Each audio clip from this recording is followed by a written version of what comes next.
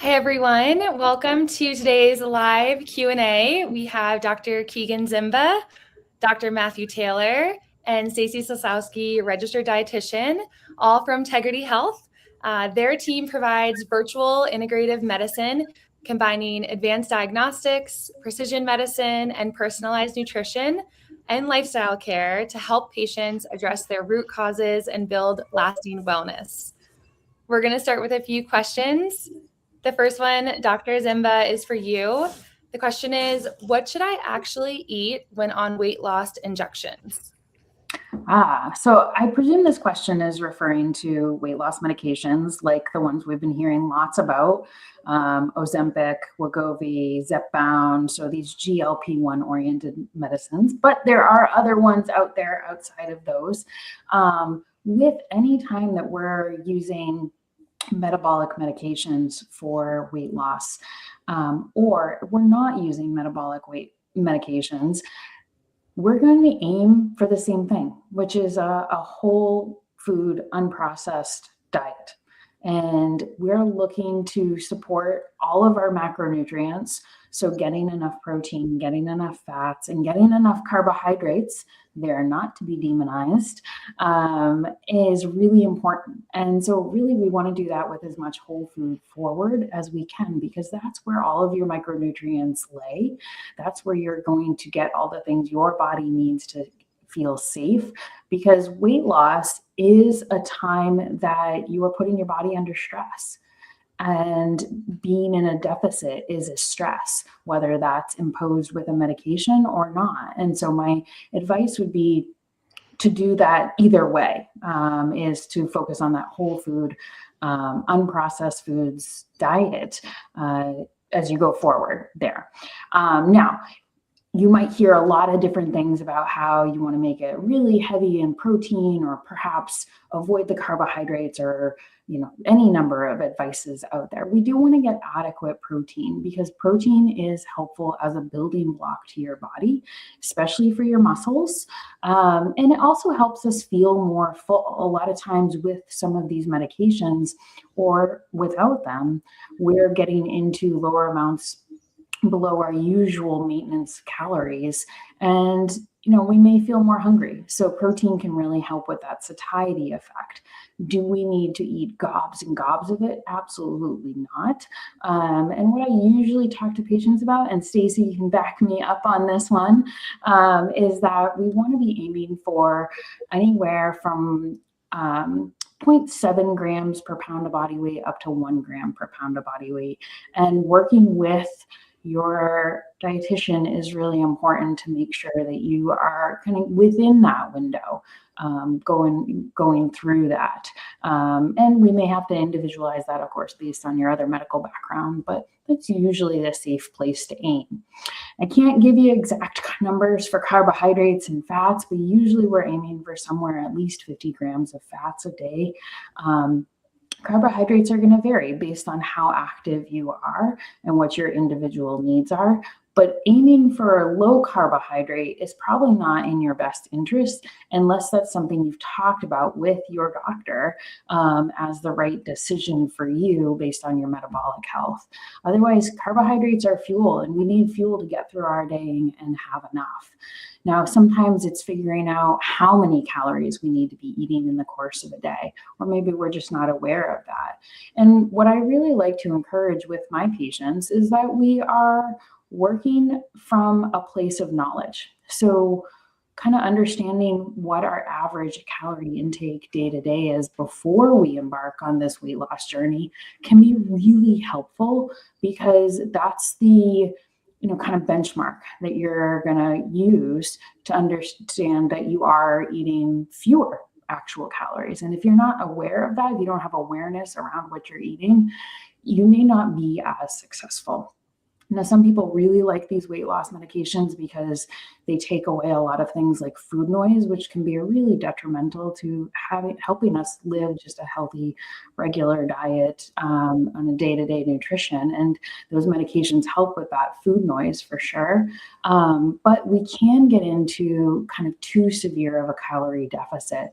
And that's where we start to really depriving our body of nutrients. It sets us up for nutrient deficiencies like iron deficiency and zinc deficiency. And those carry real health effects if we're experiencing them. So that's important too. And I think there was a lot of emphasis early on just eat as little as possible. And I don't think that sets us up for the the best overall outcome for our weight loss journey. And so kind of being aware of that, where you were to start with, and then, move forward is really helpful. Stacy, did I do okay?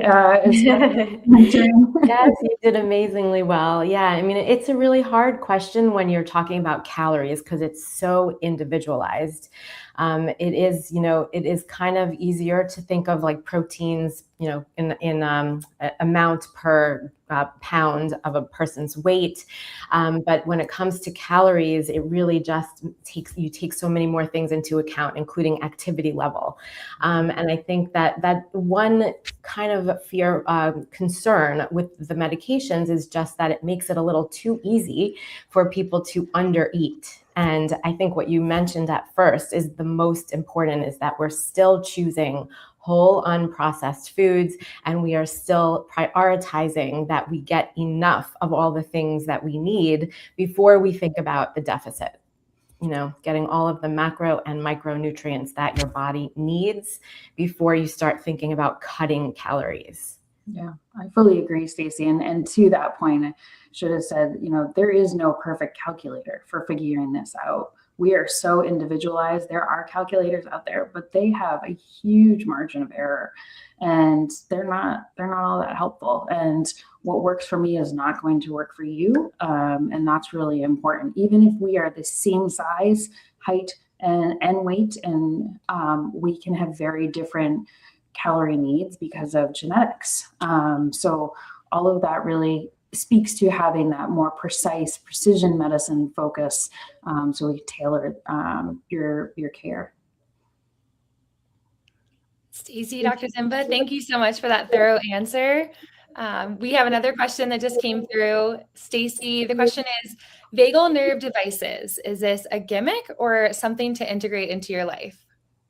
I love this question because the vagus nerve is something that I talk about so often. Let me first explain what the vagus nerve is and what it's doing, and then I'll talk about the devices. So the vagus nerve is a nerve that connects the brain to several organs in the body, including the gut, the lungs, the heart, and the liver. And it gets stimulated when a person is feeling at rest and at peace. So when we're in more of a calm state of mind.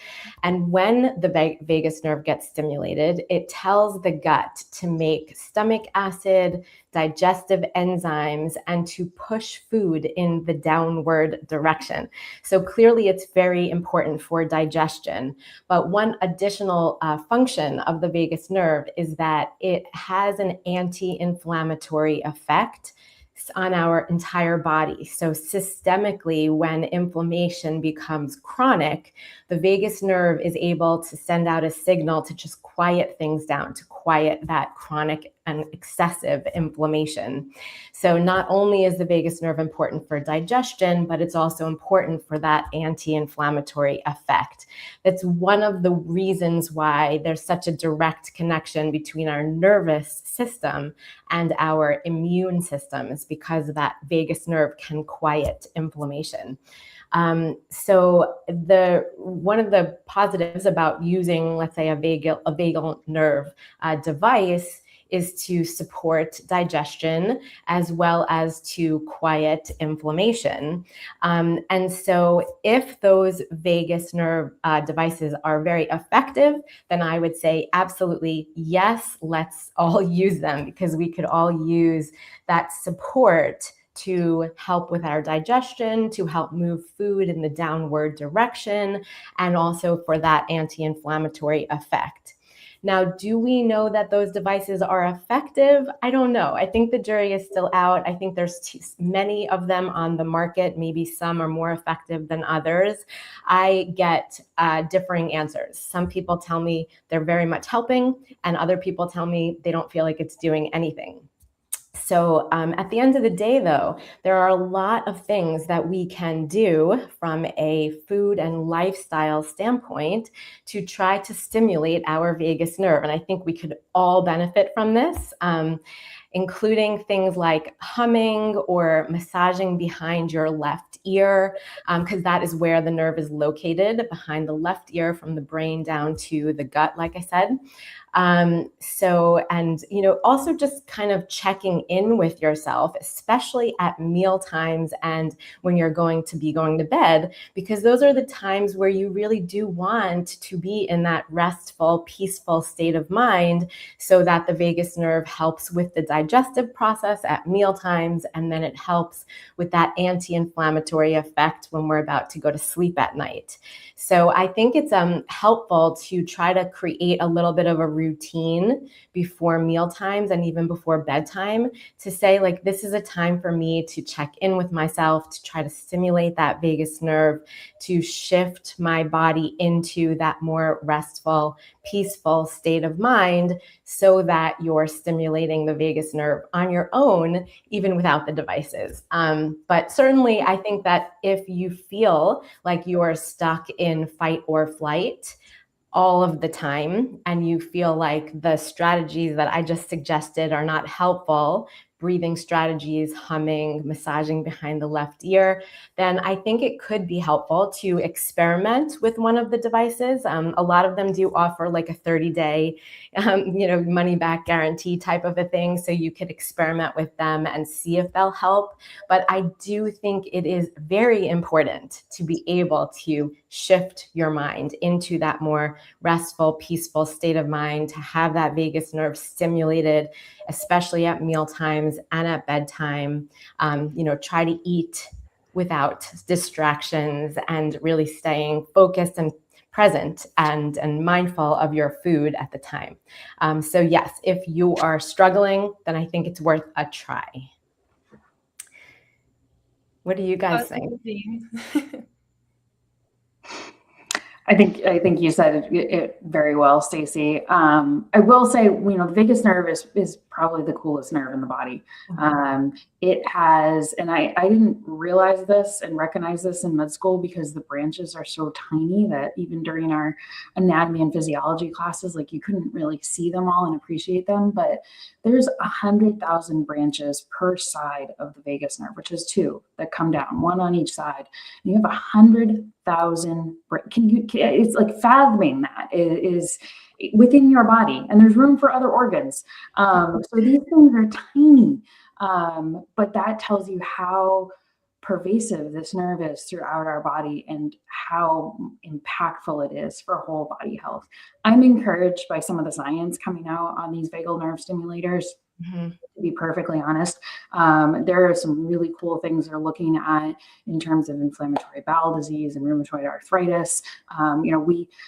Vagus nerve stimulators came around for seizures as a primary treatment for those with intractable seizures, and have been game changing for many, many patients that are in that category. But to have them expanded out to these other conditions, and the early data, it's early, but the early data does look promising, is really exciting. The question is, those are implanted. Can we do that on the surface? And I think that's where I agree that the jury is still out. I'm kind of excited about the auricular devices, but we're still in the early phases for sure. But we'll see. Science is evolving. Yeah. Thank you both. Dr. Taylor, the next question is for you.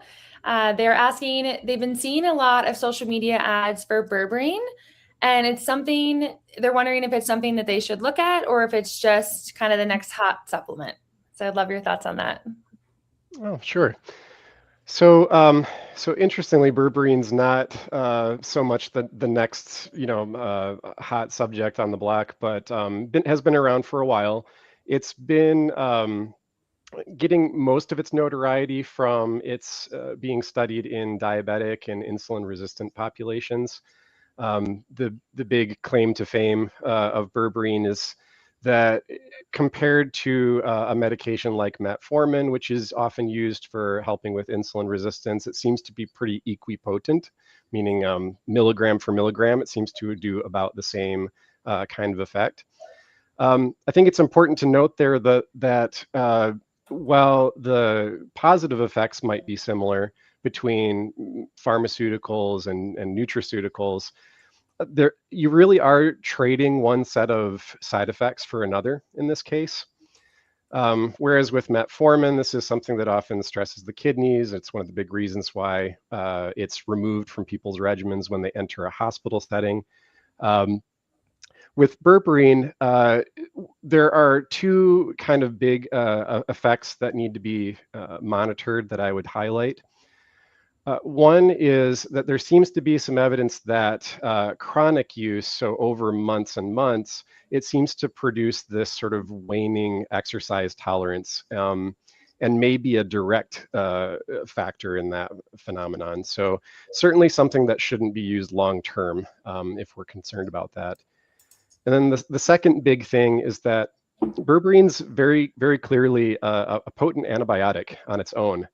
To the point where it's often combined with other herbs in, studies looking at small intestinal bacterial overgrowth and other types of intestinal infections where it's, presents some marked improvement in some of those conditions. So knowing that it's an antibiotic is important because it's not just bad bugs in the gut that it's going to affect, but some of our good bacteria that's more beneficial as well. So with anything that's going to disrupt the bacteria that live in your gut that are beneficial for you, that help you absorb nutrients, digest fiber, nutrition the gut lining, anything that's going to disrupt that balance is something that worthy to avoid long term. So. Thank you. Stacy, Oh, it sounds like she got cut off. anything to add to that? Oh, I said thank you. Stacy or Dr. Ziemba, do you have anything to add to that? I think Dr. Taylor summed that one up. Okay. Really. Perfect. Thank you. We did have a question come through in the chat. They're asking if there's any recommendations on tracking macros to get a baseline. Okay. So I think there's three things that can be very helpful to track: your total calories, your protein, and your fiber. There is no, I said earlier, there is no right, perfect answer from a fat and carbohydrate standpoint. And you're going to probably see those fluctuate day to day anyway. And I think it gets really rigid too if you're trying to meet all three.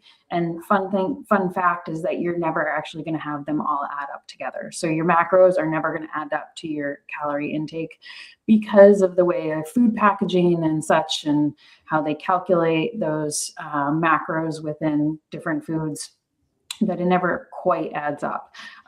So rather than pulling your hair out and making yourself crazy, really, if you are looking at eventually trying to lose weight or perhaps building some muscle, flip that around, knowing your total calorie intake is going to be the most important number. And as we mentioned protein before, that's really, an important one for the satiety effect. And then of course, supporting muscle growth and such. And then fiber, rather than worrying about, oh, am I getting too many carbohydrates? If you're eating whole foods, you're going to be getting a decent amount of fiber, and you're going to meet and go well beyond, the standard RDA recommendations, which all three of us agree are a little too low anyway. But that would be my recommendation. But I will toss that over to Stacy if she has insight. Yeah, I think you answered that really well. I completely agree with you. I think those are the absolute top priorities is protein, fiber. And, the other thing to think about too is like timing, how much activity you're doing. A carbohydrate is not going to be the same when you are sedentary versus when you are getting up to go, do exercise throughout the day. There's so many factors that come into play here that, yeah, I think sometimes we like just getting down to the nitty gritty with these numbers, we get married to these numbers, and that really isn't, the answer. The better answer is, how much activity are you doing, and are you fueling for that activity? And by the end of the day, did you have enough protein and fiber? Are you having regular bowel movements? My bigger question is, are you getting enough? Not how are we, to cut down? Mhm. Okay. And I'd echo the two main points that Stacy just brought up, the issue of appropriateness of timing of some of these macros, particularly protein, and the importance of getting enough, essentially. One nuance to this that I think is a high yield point that everyone should keep in mind is that fueling to your activity level is super important, but also timing the addition of protein, especially before exercise sessions.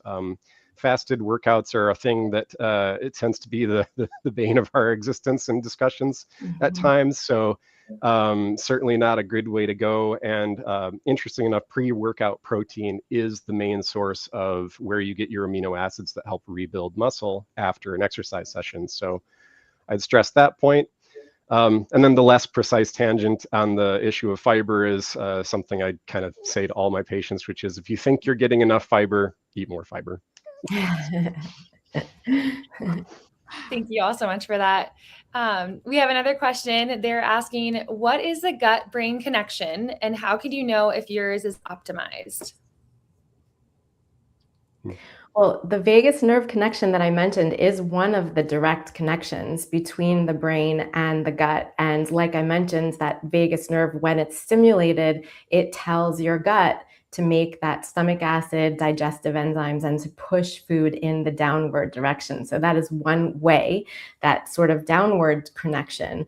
But then the upward connection is that we also have bacteria that live in our gut, and they communicate with our brain. So that's how it's this bi-directional communication. We have nerves that connect downward to our gut, and then we have gut microbiome, the bacteria in our gut that also have ways of using, amino acids and other proteins and things to connect upward to our brain. So that impacts our mood and other things like that. So that's my little definition of it, but I'd love to hear from the doctors how you would define it. I think about it when foods and moods align. And so the best way to know if you're in good gut-brain balance certainly is by how you feel. If moods are stable and you're having stable daily bowel movements that are well formed, that's a pretty good sign that things are in decent balance. How we assess that, from the top down, we might employ different measures of verified scales to look at things like depression and anxiety scales. We even can help people identify where they might have processing or cognitive deficits with some certain, interesting online assessments.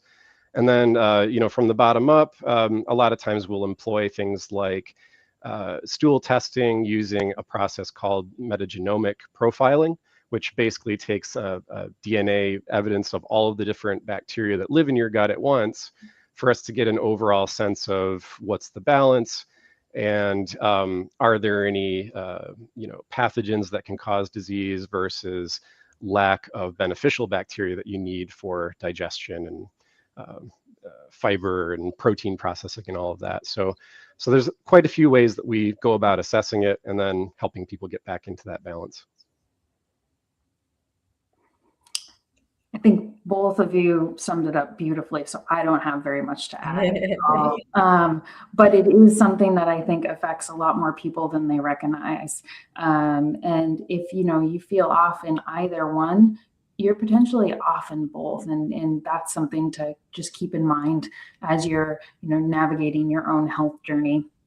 That the connection is real, and that vagus nerve is controlling up and down, and we are getting lots of feedback in both directions. So it's never a one-way street in this body of ours. So keep that in mind as you navigate your health journey. Thank you all so much for that.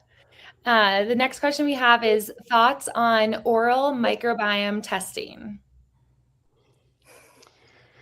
This is kind of a recent favorite topic of mine. So the oral microbiome, in other words, the balance or community of bacteria that live in the mouth, super important for understanding the relationship with dental disease, cavity susceptibility, gum disease, gingivitis susceptibility.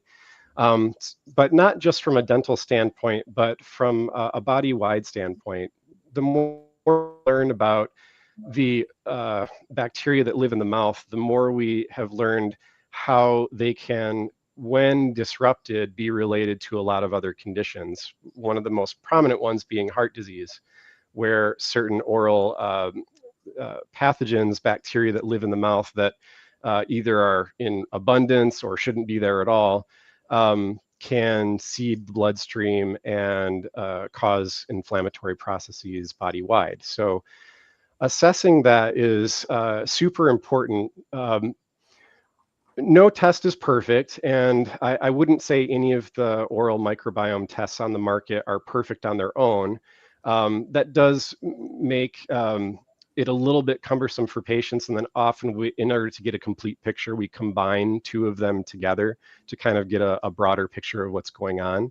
But the information that we get from these types of tests is usually pretty, I won't say easily, but simply treated, requiring things like maybe compounded oral antibiotic rinses for a period of time to cut down on bad bugs, or oral probiotic lozenges or something that has become more popular as well. But it all speaks to sort of a really precise way of understanding how good are you at your oral hygiene, and sometimes it's getting those results is the boost people need to really step up their game on that. Sounds like we have a lot of work to do to support those little bugs, whether they are in our mouths or in our guts. They're kind of all over the place, aren't they, Dr. Taylor? Definitely.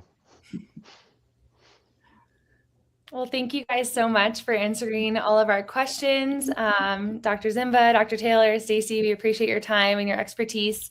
For everyone watching, just so you know, we'll be doing another live Q&A with the Tegrity team next month. So look out for that, some notifications. And for anyone that missed it or you want to share this is going to be live on YouTube. So feel free to send it to anyone that would benefit. We thank you so much for joining us. Thanks so much.